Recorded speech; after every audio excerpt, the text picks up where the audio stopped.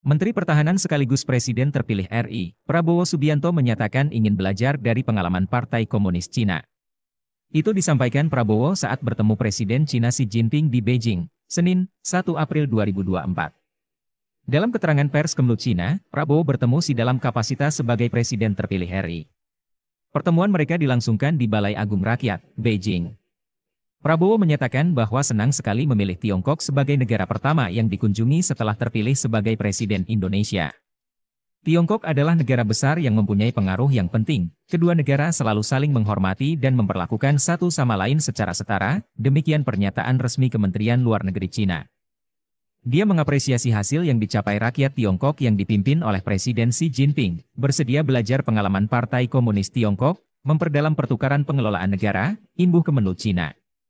Pertemuan itu juga dipakai Prabowo menyampaikan salam dari Presiden Jokowi.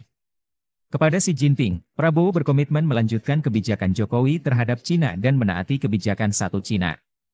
Kemlu Cina menambahkan, Presiden Xi Jinping mengucapkan selamat kepada Prabowo Subianto atas terpilihnya dia sebagai Presiden Indonesia.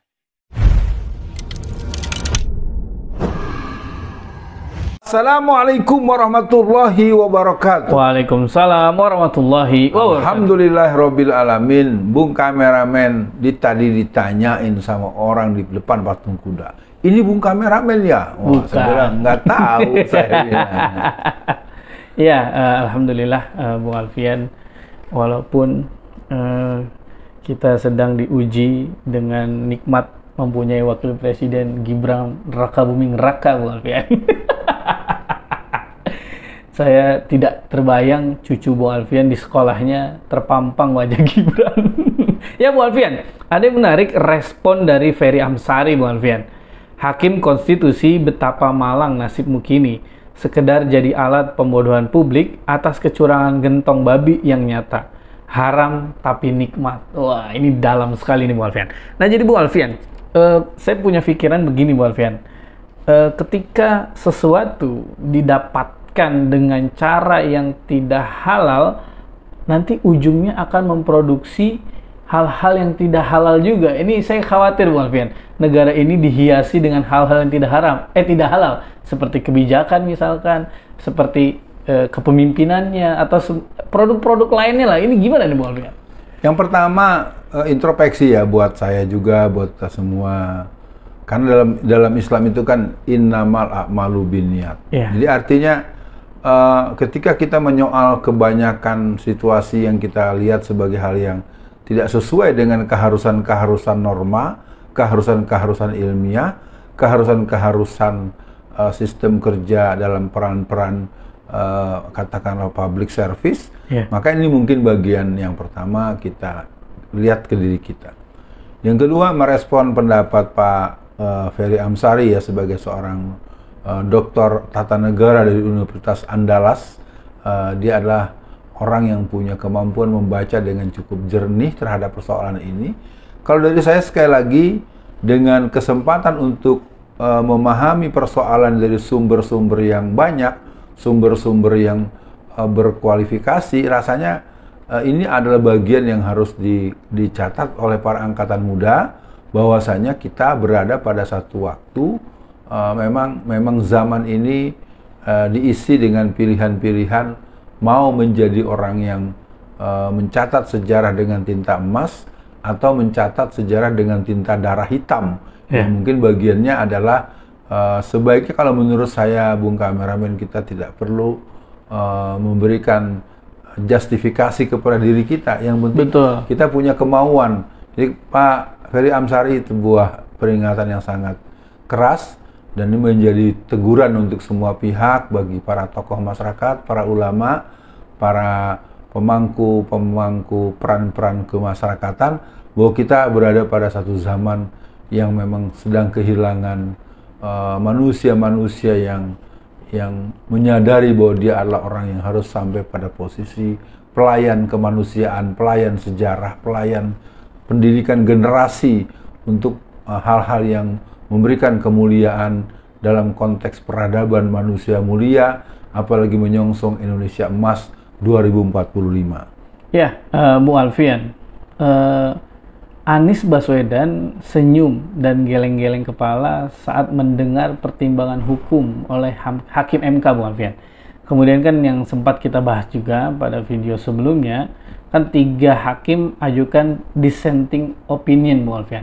Nah ini kan artinya, Bung Alfian, orang-orang yang ahli, orang-orang yang memahami kebaikan lah ya, dan keadilan, kira-kira begitu, berarti kan dia tahu celahnya sebetulnya. Bisa jadi hasil MK tidak seperti itu, Bung Alfian. Yeah. Tapi karena mungkin dia dibikin minoritas di dalam jajaran hakim MK, akhirnya dia kalah suara. Nah ini kan ada kalimat yang mungkin saya sering dengar, Bung Alfian, kebaikan itu atau kejujuran atau kebaikan akan kalah dengan kebodohan atau kebohongan yang tersusun rapih, Bung Alfian. Nah ini gimana ya, Bung Alfian, agar kita ke depannya yang Bung Alfian sering sampaikan, mempersiapkan, ini gimana, Bung Alfian? Ya kalau dari saya sebenarnya sederhana ya, Bung Kameramen. Saya berulang-ulang sering saya katakan, kalau kita memegang alat ukur, kita memegang timbangan atau memegang meteran, ketika meteran itu sudah sama-sama kita kan punya, semua hakim-hakim itu kan sudah belajar banyak hal dengan dasar-dasar hukum, pasal-pasal, ayat-ayat, ketentuan-ketentuan. Nah, persoalannya ketika alat ukur itu, meteran tersebut didekatkan kepada barang yang akan diolah, dia akan menggunting meterannya atau akan menggunting pakaian bahannya itu. Yeah. Saya memandang ini perlu didudukan, karena sesungguhnya tidak ada kekhawatiran kita terlalu jauh ketika MK dilihat sebagai mahkamah konstitusi yang punya peran yang sangat super body, dan mereka merupakan terminal terakhir orang mendapatkan rasa keadilan, keputusan keadilan. Ya, lagi-lagi ini mungkin pesan dari saya buat seluruh masyarakat dan juga terhadap persoalan yang berhubungan dengan pengelolaan negara ini. Ya lagi-lagi tadi itu sebenarnya kan hakim itu yang 88-nya kan punya pasal, punya ayat, punya pedoman yang kelihatannya akhirnya mereka masuk pada posisi hakim yang tidak menghakimi secara nilai-nilai Al-Hakim, nilai-nilai Abdul Hakim.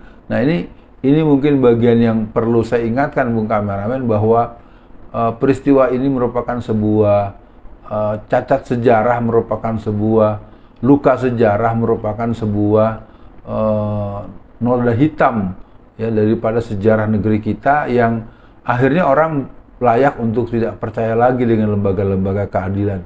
Yang paling super body Mahkamah Konstitusi saja, ya wajar saja kalau di pengadilan-pengadilan, wajar saja kalau hakim-hakim di tingkat bawah yang mereka hanya akan membela siapa yang bayar, siapa yang berkepentingan. Dan itu kalau orang bersangka begitu, tidak usah lagi Anda dengan serta-merta memanggil dengan kemudian orang tersebut ditangkap. Itu kan memang sebenarnya itu adalah kejadiannya.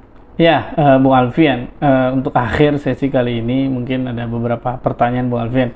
Pertama, Mahfud MD tidak pernah ada dissenting opinion dalam sengketa pemilu sepanjang sejarah MK. Itu yang Bu Alfian sampaikan tadi, kan paling biasanya 1 gitu kira-kira. Nah, Bu Alfian, tadi sebetulnya di video sebelumnya saya ingin tanyakan, cuman baru terbaca catatan saya, apakah hasil Mahkamah Konstitusi ini membuat Xi Jinping dan komunis Cina bahagia, Bu Alfian? Untuk closingnya silakan. Ya, mungkin kalau pertanyaan seperti itu, kebahagiaan tidak ditampakkan, tidak dipentingkan oleh mereka. Yang penting lu nurut sama gua gitu. Itu penting disampaikan buat para pemirsa, bahwa negara Indonesia ini sebenarnya negara yang sudah tidak punya marwah, tidak punya izzah gitu. Iya. Nah, itu adanya di 3 hakim yang dissenting opinion itu. Betul. 1. Yang kedua, ada di tokoh-tokoh yang mungkin selama ini dianggap tokoh-tokoh puritan, tokoh-tokoh yang dianggap tidak punya daya ini, seperti Habib Rizik, seperti Pak Din Samsudin, dan beberapa tokoh-tokoh kita yang memang dia justru memikirkan keseluruhan potensi bangsa dan negara ini dalam menghadapi keadaan-keadaan yang mengarah kepada ketidakberdayaan untuk menjadi negara yang mandiri, negara yang berdaulat. Jadi kalau kembali untuk memberikan stressing pertanyaan, menjawab pertanyaan soal Xi Jinping tetap nggak ada urusan dengan Indonesia secara karena dia menganggap Indonesia itu urusan kecil. Ya, terus terang saja. Jadi dia akan melihat sepele ya. Iya, betul. Kita tuh udah nggak dianggap. Dia artinya kita udah pusing ngadepin, ternyata ya karena para petinggi-petingginya kan sudah jadi jongos-jongosnya Cina. Ya, belum apa-apa, siapa yang sono pesuruh lo pergi ke Cina. Ya, belum jadi presiden, belum jadi apa, itu kan pergi ke Cina itu kan merupakan sebuah pertanda bahwa dia pasti akan jadi presiden gitu. Itu kan sebetulnya garansi protektor gitu, garansi protek gitu dari Xi Jinping untuk semacam ancaman. Siapa yang ganggu orang ini akan siap jadi pelanjut, jadi yang akan mengikuti kemauan saya. Walau alam bisawab, tapi intinya sekali lagi buat hasil Mahkamah Konstitusi yang tadi disidangkan merupakan sebuah luka sejarah sekaligus juga sebuah tanda-tanda sejarah ke depan bahwa dengan 3 orang dissenting opinion itu, sebagaimana Pak Profesor Mahfud MD juga mungkin agak terkejut ya sampai berani 3 orang gitu kan, berarti sebenarnya yang lain bisa begitu. Ya baik pemirsa, kita cukupkan di sini. Assalamualaikum warahmatullahi wabarakatuh.